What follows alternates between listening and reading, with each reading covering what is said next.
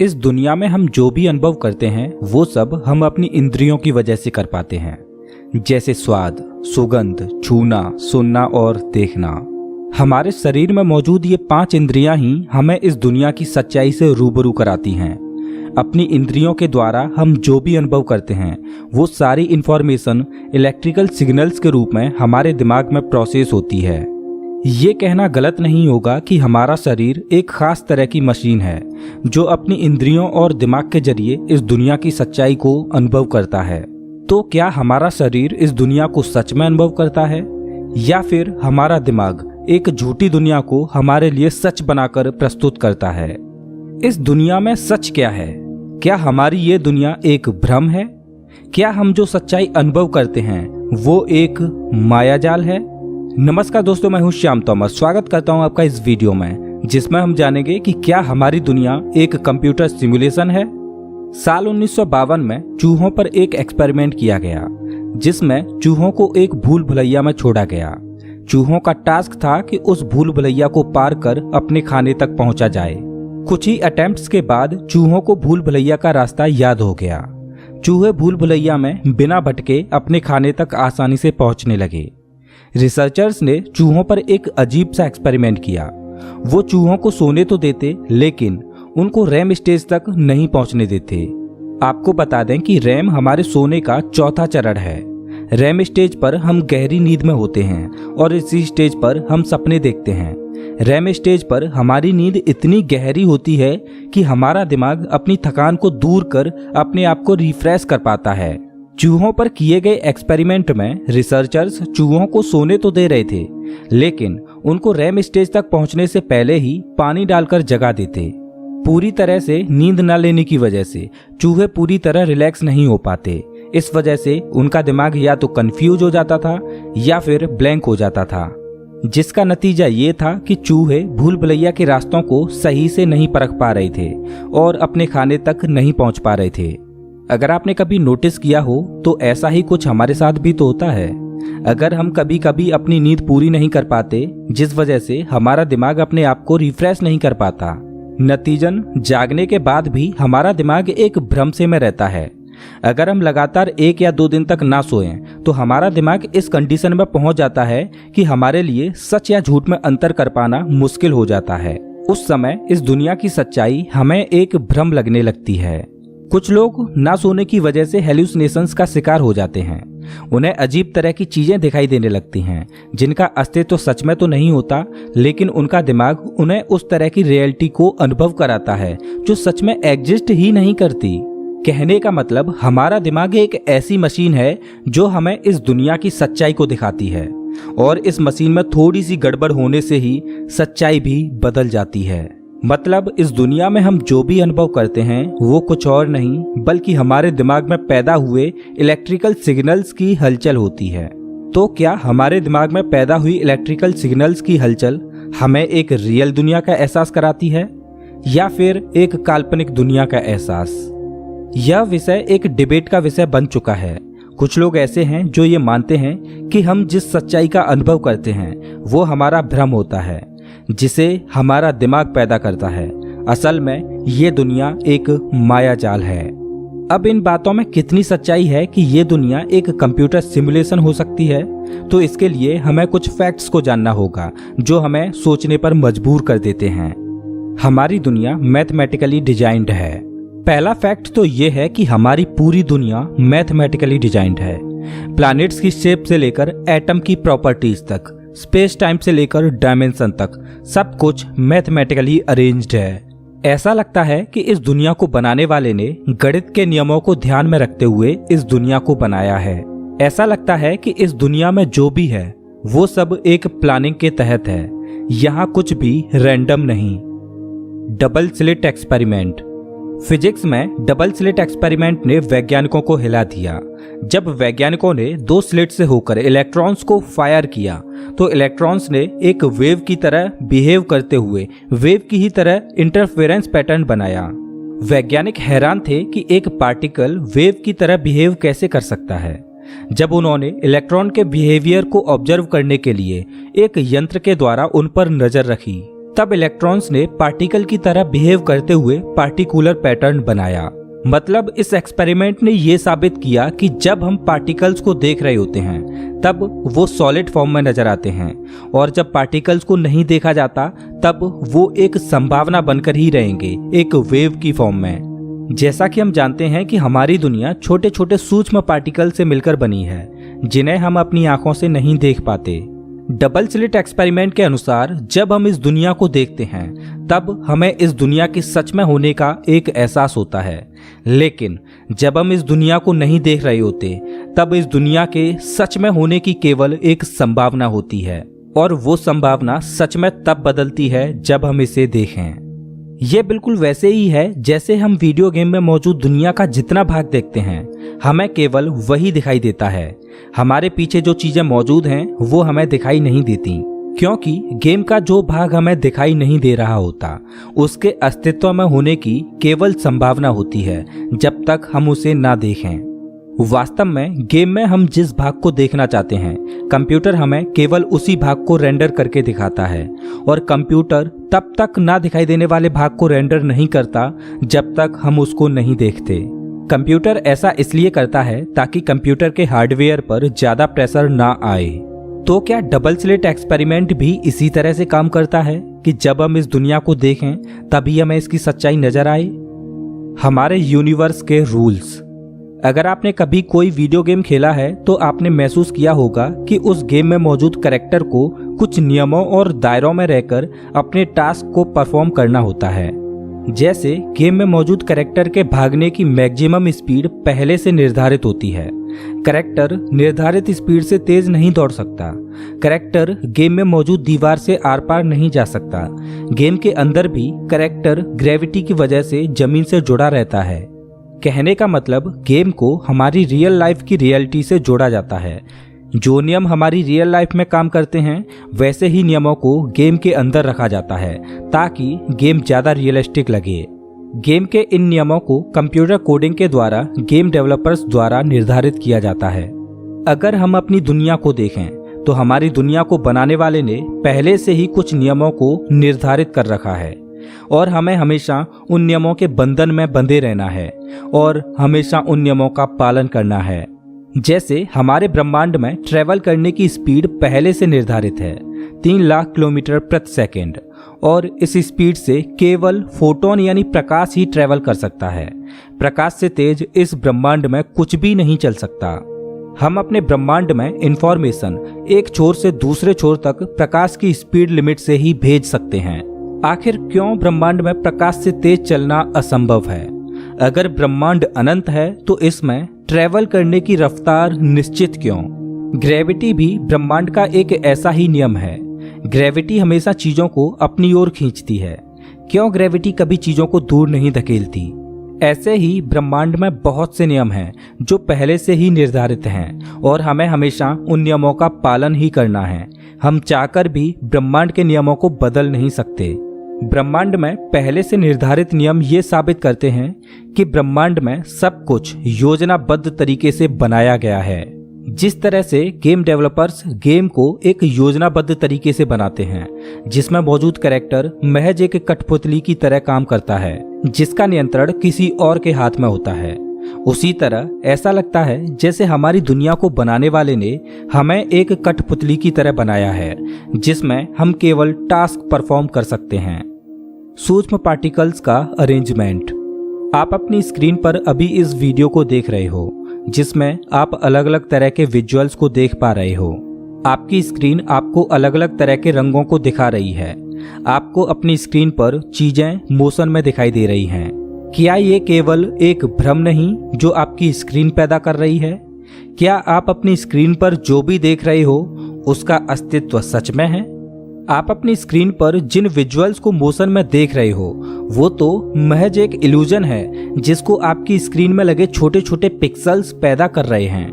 दरअसल आपकी स्क्रीन में लगे पिक्सेल्स को जिस कलर में ब्लिंक करने की कमांड मिल रही है वो उसी कमांड को फॉलो करते हुए ब्लिंक कर रहे हैं और हमारे लिए एक भ्रम पैदा कर रहे हैं कि हम जिन विजुअल्स को देख रहे हैं वो मोशन में हैं या अलग अलग रंगों के हैं। अगर हम अपनी दुनिया को देखें तो क्या हमारी दुनिया सूक्ष्म पार्टिकल्स के डांस का नतीजा नहीं? हम सब जानते हैं कि हमारी दुनिया सूक्ष्म पार्टिकल जैसे एटम से बनी है। एक पर्टिकुलर एटम को हम अपनी आंखों से नहीं देख सकते, लेकिन अगर कुछ एटम्स आपस में जुड़कर एक स्ट्रक्चर बनाएं तो कई एटम्स के बने उस स्ट्रक्चर को हम देख भी पाते हैं और उसके कलर को भी डिफाइन कर पाते हैं। अगर मैं आपसे पूछूं कि एक एटम किस कलर का होता है तो आपका जवाब क्या होगा? दरअसल हम एटम के कलर को देख ही नहीं सकते, क्योंकि एटम इतना छोटा होता है कि प्रकाश की वेवलेंथ भी उसके सामने बड़ी लगती है। लेकिन जब ज्यादा एटम्स मिलकर एक कॉम्प्लेक्स स्ट्रक्चर बनाते हैं तो उस स्ट्रक्चर में एटम्स का अरेंजमेंट ही डिसाइड करेगा कि उस स्ट्रक्चर का क्या कलर होगा। मतलब हम इस दुनिया में जितनी भी अलग अलग रंगों की चीजें देखते हैं वो सब एटम्स के अलग अलग अरेंजमेंट में जुड़े होने की वजह से होता है। तो क्या हमारी दुनिया हमारे लिए एक इल्यूजन नहीं? क्या एटम्स हमारे लिए रंगों और आकृति का भ्रम पैदा नहीं करते? क्या एटम्स को भी स्क्रीन के पिक्सेल्स की तरह कमांड मिलती है अलग अलग तरह के इल्यूजन पैदा करने के लिए? जो भी हो, बनाने वाले ने इस दुनिया को इस तरह से बनाया है कि एटम्स के द्वारा पैदा भ्रम भी हमें रियलिटी का अनुभव कराता है। इत्तेफाक। अगर हम कहें कि हमारी दुनिया में सब कुछ एक इत्तेफाक है तो वो बात हजम नहीं होती। हमारी दुनिया में कुछ चीजें ऐसी हैं जो इत्तेफाक तो बिल्कुल नहीं हो सकती। ऐसा लगता है कि बनाने वाले ने हमारी दुनिया को सोच समझकर बनाया है। हो सकता है कि ये एक इत्तेफाक हो कि हमारी पृथ्वी एक गोल्डीलॉक्स जोन में है। शायद ये एक इत्तेफाक हो कि हमारी पृथ्वी सूर्य से इतनी दूर भी नहीं कि ये ठंडी होकर जम जाए, या सूर्य के इतने पास भी नहीं कि इस पर सब कुछ जल जाए। पृथ्वी के गोल्डीलॉक्स जोन में होने की वजह से इस पर जीवन के लिए आइडियल कंडीशंस हैं। शायद पृथ्वी का मैग्नेटिक फील्ड भी एक इत्तेफाक हो सकता है, क्योंकि पृथ्वी का मैग्नेटिक फील्ड सोलर विंड से पृथ्वी की रक्षा करता है। अगर पृथ्वी का मैग्नेटिक फील्ड ना होता तो पृथ्वी पर अब तक सब कुछ जल चुका होता। पृथ्वी की ओजोन लेयर का होना भी एक इत्तेफाक हो सकता है, क्योंकि ओजोन लेयर एक शील्ड की तरह काम करती है जो सूर्य से आने वाली खतरनाक अल्ट्रावायलेट किरणों से पृथ्वी पर मौजूद जीवन की रक्षा करती है।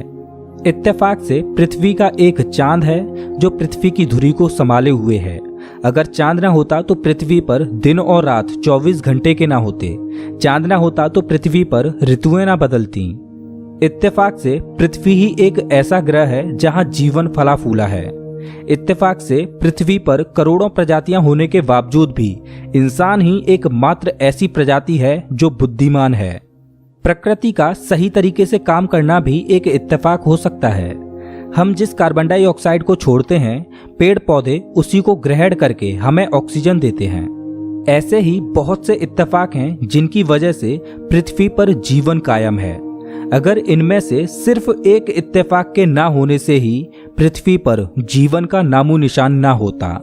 अब सवाल ये है कि जीवन के लिए जरूरी वो सारी घटनाएं क्या महज इत्तेफाक हैं या फिर किसी ने इन सब को सोच समझकर बनाया है? हो सकता है कि ये सब इत्तेफाक हों जो इतने बड़े ब्रह्मांड में हमारे ग्रह पर ही घट रहे हों, लेकिन इन सब इत्तेफाकों का एक साथ मिलना हजम नहीं होता। ये इत्तेफाक तो बिल्कुल नहीं लगते। ऐसा लगता है कि कोई तो है जिसने सोच समझकर इस दुनिया को डिजाइन किया है। ग्लिच। हम देखते हैं कि गेम डेवलपर्स कितना भी अच्छा गेम बना लें, लेकिन उस गेम में कहीं ना कोई एरर या ग्लिच जरूर रह जाती है जो समय समय पर देखने को मिलती है। हमारे ब्रह्मांड में भी हमें कभी कभी ग्लिच देखने के लिए मिल जाते हैं जो ये साबित करते हैं कि हमारी दुनिया किसी के द्वारा डिजाइन की गई है। अगर ब्रह्मांड किसी के द्वारा नहीं बनाया गया तो इसमें ग्लिच भी नहीं होने चाहिए, लेकिन ये सच नहीं।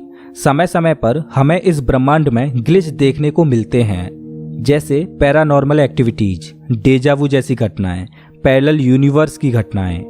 द मैंडेला इफेक्ट के बारे में तो आपने सुना ही होगा। कुछ लोग ये क्लेम करते हैं कि उन्होंने 1980 में नेल्सन मंडेला की डेथ कवरेज टीवी पर देखी थी, लेकिन सच तो ये था कि नेल्सन मंडेला की मौत 1980 में नहीं बल्कि 2013 में हुई थी। लेकिन सवाल ये है कि कुछ लोग ये दावा क्यों करते हैं कि नेल्सन मंडेला 1980 में ही मर चुके थे? क्या ये पैरेलल यूनिवर्स की घटना है? ऐसी ही बहुत सी ग्लिच हैं जो समय समय पर हमारी दुनिया में देखने के लिए मिलती हैं, जिनमें लोग टाइम स्लिप का अनुभव करते हैं, टाइम ट्रेवल का अनुभव करते हैं। ये सब घटनाएं इस ओर इशारा करती हैं कि वीडियो गेम की तरह ही हमारी दुनिया का भी कोई डेवलपर है और हमारी दुनिया की प्रोग्रामिंग में कहीं ना कहीं ग्लिच रह ही जाती है। Missing aliens. हमने अभी तक अंतरिक्ष की खाक छान मारी है। आउटर स्पेस में हमने अभी तक बहुत से प्रोब भेजे हैं और एलियंस के लिए सिग्नल भेजे हैं, लेकिन हमें अभी तक किसी दूसरे ग्रह की सिविलाइजेशन का कोई भी सबूत नहीं मिला है। अगर ब्रह्मांड इतना बड़ा है कि इसमें पृथ्वी के अलावा भी कई और ग्रहों पर जीवन होने की संभावनाएं हैं, लेकिन फिर भी हम आज तक एलियनों से नहीं मिल पाए। तो क्या इस दुनिया को बनाने वाले ने सिर्फ एक ही ग्रह पर सिविलाइजेशन को बनाया है? क्या बनाने वाले ने जिस डिवाइस के द्वारा इस दुनिया को बनाया है, उस डिवाइस में इतनी क्षमता नहीं कि एक ही दुनिया में 2 प्लानिटरी सिविलाइजेशन के लोड को वो डिवाइस झेल पाए? क्या हमारी दुनिया एक कंप्यूटर सिमुलेशन है? तो चलिए जानते हैं इस वीडियो के मेन टॉपिक को कि क्या हम मैट्रिक्स में हैं। कुछ लोग मानते हैं कि हमारी दुनिया एक कंप्यूटर गेम की तरह हो सकती है, जिसको किसी हाईली एडवांस्ड सभ्यता ने डिजाइन किया है। टेक्नोलॉजी के क्षेत्र में रिवॉल्यूशन लाने वाले इलोन मस्क का मानना है कि हमारी दुनिया सिमुलेटेड हो सकती है। इलोन मस्क ने तर्क दिया कि अभी से सिर्फ 4 दशक पहले हमारे वीडियो गेम्स 2 रेक्टेंगल और 1 डॉट के सहारे खेले जाते थे, लेकिन आजकल के हमारे वीडियो गेम्स रियलिस्टिक होते जा रहे हैं। आज हमारी टेक्नोलॉजी इस काबिल हो चुकी है कि हम आर्टिफिशियल इंटेलिजेंस और वर्चुअल रियलिटी जैसी दुनिया को अनुभव कर पा रहे हैं। हमारी टेक्नोलॉजी की ग्रोथ यहाँ रुकने वाली नहीं। आने वाले समय में हम ऐसी सिमुलेटेड रियलिटी बना चुके होंगे कि सच और झूठ में अंतर कर पाना मुश्किल होगा। आने वाले समय में हम खुद के वर्चुअल ब्रह्मांड बना चुके होंगे। इलोन मस्क मानते हैं कि आने वाले समय में हम तकनीकी तौर पर इतने एडवांस हो चुके होंगे कि खुद की वर्चुअल दुनिया बना पाएं। तो क्या ये इस बात का सबूत नहीं कि हम जिस दुनिया में रह रहे हैं वो भी वर्चुअल हो? इलोन मस्क का तो यहाँ तक मानना है कि इस बात की संभावना करोड़ों में 1 हो सकती है कि हमारी दुनिया असली हो। शायद आज हमें ये बात भले ही अजीब लगे या मजाक लगे, लेकिन जिस दिन हम अपनी खुद की सिमुलेटेड रियलिटी बना चुके होंगे, उस दिन हमें इस दुनिया के सिमुलेटेड होने का एहसास होगा। चलिए कुछ और तर्कों को देखते हैं जो ब्रह्मांड के सिमुलेटेड होने की ओर इशारा करते हैं। ब्रह्मांड का जन्म। ऐसा माना जाता है कि हमारे ब्रह्मांड का जन्म बिग बैंग से हुआ। हमारा ब्रह्मांड कुछ नहीं से अस्तित्व में आया। बिग बैंग से पहले क्या था ये कोई नहीं जानता, चाहे प्राचीन ऋषियों का चिंतन हो या फिर आधुनिक वैज्ञानिकों के निष्कर्ष। लेकिन एक बात से दोनों ही सहमत होते हैं कि हमारा ब्रह्मांड शून्य से उत्पन्न हुआ है। लेकिन ऐसा कैसे संभव हो सकता है? प्राचीन ऋषियों ने तो इसे भगवान की इच्छा का परिणाम कहा, लेकिन 21वीं सदी के कुछ लोग मानते हैं कि हमारा ब्रह्मांड कंप्यूटर के पावर बटन की तरह है। मतलब पावर बटन ऑन हुआ तो ब्रह्मांड नथिंग से समथिंग बन गया, और जैसे ही ये पावर बटन ऑफ होगा तो ब्रह्मांड फिर से समथिंग से नथिंग बन जाएगा। Time dilation. हम सभी मानते हैं कि ज्यादा मास वाले पिंडों की ग्रेविटी बहुत ज्यादा होती है, और जहां ग्रेविटी ज्यादा होती है वहां समय भी धीमा हो जाता है। हमारे ब्रह्मांड में ब्लैक होल एक ऐसा खगोलीय पिंड है जिसकी ग्रेविटी बहुत ज्यादा होती है। अब अगर कंप्यूटर के नजरिए से ब्लैक होल को ऐसी हैवी फाइल मान लें जिसके अंदर डेटा बहुत ज्यादा हो, जैसे कि कंप्यूटर में कोई बड़ी फाइल खोली जाती है तो कंप्यूटर स्लो हो जाता है। अब यहाँ पर एक सवाल सामने आता है कि अगर हम कंप्यूटर प्रोग्राम का हिस्सा हैं तो इस प्रोग्राम को रन कराते समय एरर क्यों नहीं आता? तो इसका जवाब है कि कुछ बच्चे जन्म से ही विकृत क्यों होते हैं। जैसे कि कोई बच्चा बचपन से ही अपंग होता है, तो किसी किसी बच्चे के तो नाक और कान भी नहीं होते, तो कोई कोई तो अंधा ही पैदा होता है। शायद ये सब कंप्यूटर प्रोग्राम में एरर आने की वजह से ही हो। जो लोग इस बात से सहमत होते हैं कि ये सब एक मायाजाल है, उनका मानना है कि ऐसा ही मायाजाल हम भी बना सकते हैं। अगर हम ऐसा कंप्यूटर बना पाएं जो 10⁻16 ऑपरेशंस पर सेकंड अंजाम दे पाए, तो उस कंप्यूटर के द्वारा चेतनाशील वर्चुअल ब्रेन बनाया जा सकता है। और अगर हमारा computer 10 to the power 36 operations per second अंजाम दे पाए तो हम पृथ्वी जैसा एक डिजिटल ग्रह भी तैयार कर सकते हैं। करना सिर्फ ये है कि हम एक वीडियो गेम तैयार करके उसमें मौजूद कैरेक्टर को लिमिटेड सेंसेज वाली चेतना के साथ डिजाइन करें तो वीडियो गेम में मौजूद वो इंसान हमारी तरह ही सोचेगा और वीडियो गेम में मौजूद पृथ्वी को ही अपना घर समझेगा और हमेशा अपने अस्तित्व को लेकर परेशान रहेगा, जैसे कि हम अपने अस्तित्व को लेकर परेशान रहते हैं। Realistic games. आज के हमारे कंप्यूटर गेम्स बहुत ही रियल लगते हैं। आजकल के गेम्स की दुनिया देखने में काफी रियल लगती है, लेकिन गेम्स की इस तरह की वर्चुअल रियलिटी का अनुभव ग्राफिक्स प्रोसेसिंग यूनिट की वजह से होता है। दरअसल कंप्यूटर गेम एक सॉफ्टवेयर होता है जो कोड्स पर काम करता है, यानी जिसने गेम को बनाया है उसने इंफॉर्मेशन को नंबर्स के कोड्स के रूप में स्टोर किया है। यही कोड कंप्यूटर को बताते हैं कि गेम कैसे काम करेगा, दुनिया कैसी होगी और कैसे कैरेक्टर होंगे। इन्हीं कोड्स को ग्राफिक कार्ड प्रोसेस करता है और उसे एक पिक्चर के रूप में स्क्रीन पर बताता है जिसे आप अपनी आंखों से देख सकते हो। गेम को ज्यादा रियलिस्टिक बनाने के लिए गेम्स में भी डेवलपर्स ब्रह्मांड के सिद्धांतों को ध्यान में रखते हुए डिजाइन करते हैं, जैसे ग्रेविटी या किसी भी वस्तु के आर पार ना जाना, यानी यूनिवर्स के रूल्स। हैरानी की बात तो यह है कि ब्रह्मांड के जो नियम हैं उनको गेम्स में महज कुछ नंबर्स के द्वारा ही बनाया जा सकता है। अगर हम अपने ब्रह्मांड को देखें तो वैज्ञानिक भी हैरान होते हैं कि किस हद तक हमारा ब्रह्मांड नंबर्स पर आधारित है। नंबर्स हमारे ब्रह्मांड की भाषा हैं। क्या होता है जब आप गेम में नजदीक की चीजें देखते हो? नजदीक से देखने पर चीजें ज्यादा डिटेल में नजर आती हैं, जिसके लिए ज्यादा कंप्यूटिंग पावर की जरूरत पड़ती है, और इसके उलट दूर से देखने पर वो बारीक डिटेल्स नहीं दिखते, इसलिए कम कंप्यूटिंग पावर में भी काम चल जाता है। बिल्कुल कंप्यूटर गेम्स की ही तरह हमें चीजें तभी दिखाई देती हैं जब हम उसे देखें, और जब हम उसे देख नहीं रहे होते तो वो चीजें बिल्कुल एग्जिस्ट ही नहीं करती, बस एग्जिस्ट करने की संभावना में रहती हैं, जिसको हम अभी डबल स्लिट एक्सपेरिमेंट में जान चुके हैं। ब्रह्मांड की इंफॉर्मेशन बिट। जैसा कि हम जानते हैं कि कंप्यूटर में इंफॉर्मेशन बिट की फॉर्म में स्टोर होती है। बिट एक बाइनरी डिजिट होती है जो इंफॉर्मेशन को नंबर के रूप में 0 या 1 की फॉर्म में स्टोर करती है।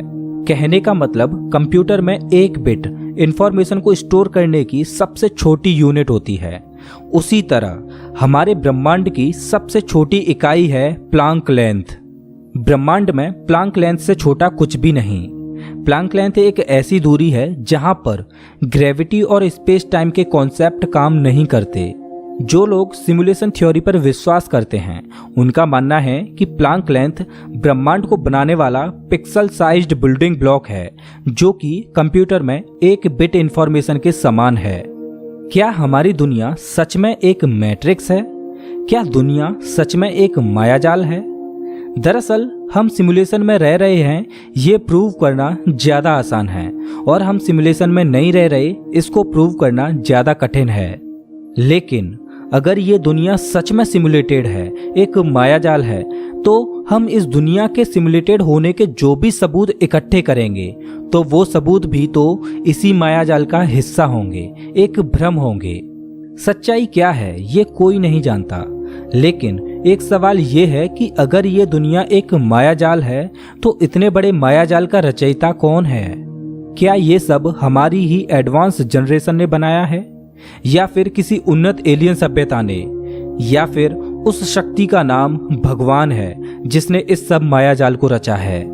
जैसा कि गीता में कृष्णा ने अर्जुन से कहा था कि ये जग मायाजाल है। दोस्तों, आपको क्या लगता है कि हम जिस दुनिया में रह रहे हैं क्या ये वास्तविक है या फिर केवल एक भ्रम? प्लीज कमेंट करके जरूर बताना। अगर आपको ये वीडियो अच्छा लगा हो तो इसे लाइक करें और ऐसे ही मजेदार वीडियोज के लिए चैनल को सब्सक्राइब करें, साथ ही बेल आइकन दबाएं।